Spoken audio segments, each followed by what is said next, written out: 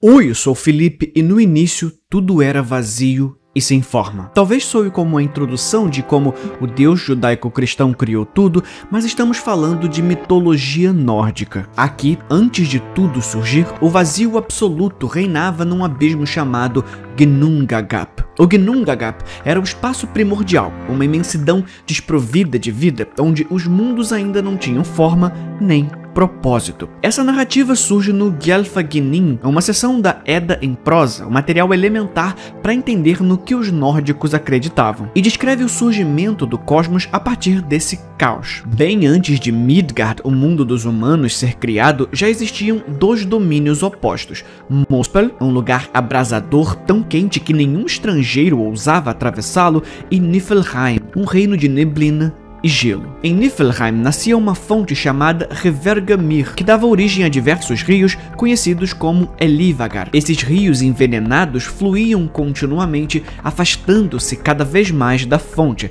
até que o veneno contido em suas águas endurecia, transformando-se em gelo sólido. Da mesma forma que o gelo se acumulava, os vapores tóxicos emanavam e se solidificavam em uma camada de neve espessa, preenchendo o vazio do Ginnungagap. Enquanto a região norte se ocupava dessa substância pesada, a de um vapor sufocante, a parte sul do Ginnungagap permanecia livre e serena devido à proximidade das faíscas e labaredas de Muspel. Entre o gelo de Niflheim e o fogo de Muspel havia um espaço calmo e sem vento que oferecia um refúgio para essas forças opostas. Foi nesse cenário, quando o gelo do norte encontrou o calor abrasador do sul, que a fusão das duas substâncias deu origem ao primeiro ser primordial, Ymir, o antepassado de todos os Jotnar, que é o plural de Jotun, ou se preferir, gigantes. Enquanto dormia, Ymir transpirava e de seu suor emergiram outras criaturas. Um macho e uma fêmea Jotun surgiram de seus braços esquerdo e direito, do sovaco, e da relação de sua perna esquerda com a direita surgiram mais seres. E assim, essa criação espontânea formou a primeira geração dos gigantes, em um ciclo de nascimento que, para os nórdicos, representava a existência sem propósito. Algo que mudaria com a chegada de Odin e Ases, o panteão nórdico, ao derrotar Ymir, fazendo com que o seu sangue causasse um terrível dilúvio. Essa ideia de um vazio primordial, ou caos onde tudo começa, não é exclusivo da mitologia nórdica, tampouco das religiões abraâmicas. Diversas culturas possuem suas próprias versões do caos primordial, o estado desordenado de onde toda a vida e forma emergem. Na mitologia chinesa, o Hundun, descrito nos textos do filósofo taoísta Xuanxi, era uma entidade primitiva, sem aberturas para respirar ou ver, simbolizando um mundo sem forma. Quando deuses tentam abrir seus sentidos, o caos se dissolve e o próprio Hundun, metaforicamente, morre, representando a passagem do desordenado para a ordem. Para os havaianos e polinésios, o Kukawakari, cujo nome significa a ordem que estabelece o universo, era o deus que ordenava o caos, representando o primeiro ponto fixo que dividia a desordem do cosmos. Para os egípcios, Nun, que significa água, e sua contraparte feminina Neunet, representavam um abismo oceânico que contornava essa bolha de vida onde vivemos, e encarnava o Isfet, a força que se opunha à ordem cósmica. Já para os gregos e depois os romanos também, o caos, que mais tarde viraria substantivo para nós, era um estado de matéria confusa e sem organização, onde todas as coisas existiam simultaneamente, sem separação. Algo como uma sopa cósmica de possibilidades. Bem antes de a gente ter a teoria do Big Bang, modelo Lambda CDM, etc. Em todas essas culturas, o caos é a matéria-prima da criação, o limiar entre o nada e o tudo, onde a ordem se instala trazendo sentido. E isso é importante para entender como boa parte das culturas imaginava a passagem da desordem para a ordem. Dentro das mitologias, a batalha entre ordem e caos é constante e muitas vezes violenta. Esse tema, conhecido como Chaoskampf, termo alemão que significa batalha contra o caos, é um dos arquétipos mais antigos da literatura. E um dos primeiros exemplos que conhecemos é a epopeia mesopotâmica Enuma Elish. No início, havia apenas o caos aquático, simbolizado por dois seres primordiais: Abzu, o deus das águas doces e subterrâneas, e Tiamat, a deusa das águas salgadas e dos oceanos. Juntos, Abzu e Tiamat deram origem a uma geração introdução de divindades mais jovens, mas o barulho insuportável e o comportamento desses novos deuses irritaram Abzu. Assim, ele decidiu eliminá-los para restaurar a paz do caos original. Tiamat, no entanto, se opôs a essa ideia, enquanto os deuses mais jovens, temendo Abzu, decidiram agir antes que ele pudesse atacá-los. O deus Ea, também conhecido como Enki, um dos deuses mais jovens e filho de Tiamat com Abzu, tomou a iniciativa e matou Abzu em uma emboscada, estabelecendo seu próprio domínio sobre as águas doces de Abzu. Com a morte do deus, Tiamat, em fúria e sentimento de traição, transformou-se em uma força caótica e destrutiva, criando monstros e seres horrendos para se vingar dos deuses mais jovens. Os deuses, temendo a ira de Tiamat e a aniquilação que ela poderia causar, elegeram Marduk, um poderoso jovem deus e filho de Ea, como seu campeão. Marduk aceitou o desafio, mas sob a condição de que, se vencesse Tiamat, ele se tornaria o líder supremo do panteão. Em uma batalha épica, Marduk enfrenta Tiamat utilizando uma rede mágica e ventos poderosos para imobilizá-la. Finalmente, ele lança uma flecha que atravessa o coração de Tiamat, derrotando-a. Com seu corpo, Marduk cria o universo. Ele divide Tiamat em duas partes, formando o céu e a terra a partir dela. De seus olhos, ele faz fluir os rios Tigre e Eufrates, enquanto do resto do seu corpo ele molda o universo. Após essa vitória, Marduk estabelece ordem no cosmos, cria a humanidade e institui as leis e as funções que mantêm o universo em equilíbrio. E as religiões abraâmicas, como o judaísmo, o cristianismo e o islamismo, também têm traços dessa ideia de separação e imposição de ordem sobre o caos. No primeiro livro, seja na Bíblia, na Tanakh, o cânone hebraico, ou no Alcorão, encontramos o livro do Gênesis. Na verdade, a palavra Gênesis vem do grego, significando origem ou começo. Porém, o título original desse livro no hebraico era Bereshit, que significa no princípio, uma referência direta à primeira frase do texto. No princípio, Deus criou o céu e a terra. É somente a partir do segundo versículo que encontramos uma alusão ao caos. O texto diz que a terra era vazia e sem forma, e havia trevas sobre a face do abismo. Em hebraico, esse abismo é conhecido como Tehom, um vasto oceano primordial. E não é uma coincidência que Tehom se aproxime de Tiamat. No ato da criação, Deus separa as águas de Tehom, estabelecendo limites e ordem no meio do caos aquático, igual na história da Suméria e mais tarde Babilônia. Uma referência que volta a aparecer no episódio do dilúvio em Gênesis, no capítulo 7, versículo 11, onde as fontes do grande abismo se rompem para inundar a terra, ameaçando retornar o mundo ao estado primitivo de desordem aquática. A influência babilônica se torna ainda mais visível ao entender o contexto em que o livro de Gênesis foi redigido. A maioria dos estudiosos aceita que esse texto não foi escrito no tempo de Moisés por volta de 1400 a.C., como algumas tradições defendem, mas aproximadamente no século V a.C., logo após o exílio babilônico, um período crucial da história judaica. O exílio babilônico começou em 597 a.C.,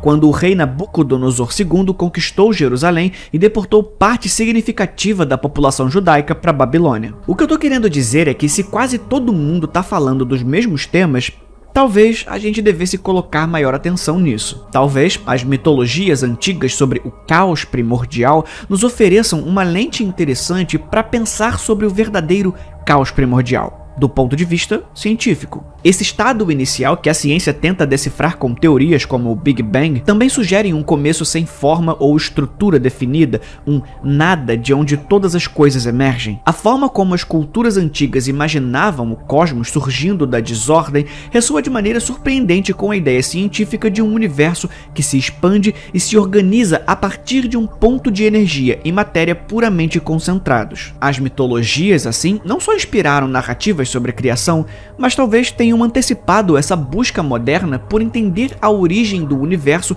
em meio ao caos e a ausência de estrutura. Mas antes disso, você deve ter notado que aqui embaixo tem um botão para fazer parte do clube de membros do canal. E talvez esteja se perguntando, mas Felipe, e o Apoia-se? O Apoia-se foi criado em uma época em que esse canal era exclusivamente de creepypastas, e os benefícios eram esses e seguem valendo se você ainda faz parte. Mas se você ainda tem interesse nesse tipo de conteúdo, confere o link aqui embaixo para o canal Fábrica de Pesadelos. Lá é só história de terror todo dia. Por aqui, seguimos com esses documentários documentários malucos. Fazendo parte dos membros, além de ajudar a manter esse canal vivo e pagar um editor, o que garante a frequência de vídeos, você vai ter acesso a um podcast recheado de informações bizarras que sai todo final de mês. Além de alguns conteúdos exclusivos. Vira e mexe algum roteiro fica grande demais e, para não chatear o algoritmo, eu acabo excluindo partes legais ou transformando num segundo vídeo. Então, sempre que um texto ficar grande demais, ele vira parte 2 aqui pros membros. Confere lá. Mas depois, porque antes a gente precisa lembrar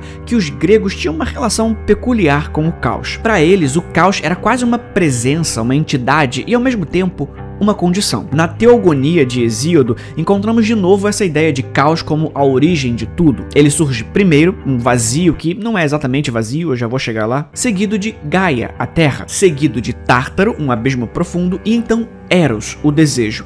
Nesse início do mundo, o caos representa não só o que vem antes de toda a criação, mas também o que escapa à ordem. Caos não é só a ausência de coisas, mas um intervalo onde coisas poderiam ou não ser. Ele é tanto uma divindade quanto uma coisa, e dessa complexidade emerge um dos conceitos mais interessantes da filosofia antiga: o vazio, o nada que permite a passagem da não existência para a existência. Esse caos grego se assemelha bastante ao que físicos modernos propõem para a origem do universo, onde o nada gera algo através das chamadas flutuações quânticas. Em 1973, o físico Edward Tryon propôs essa teoria de que o universo poderia ter surgido espontaneamente devido a flutuações em um vácuo quântico, uma condição de energia mínima, mas onde partículas virtuais e eventos ainda podem ocorrer brevemente devido ao princípio da incerteza de Heisenberg. Mais tarde, outros cientistas como Stephen Hawking, Lawrence Krauss e Alexander Vilenkin expandiram essas ideias. Um universo que surge espontaneamente a partir do vácuo, sem necessidade de uma causa externa, um criador. Na verdade, é esse nada que dá origem aos deuses.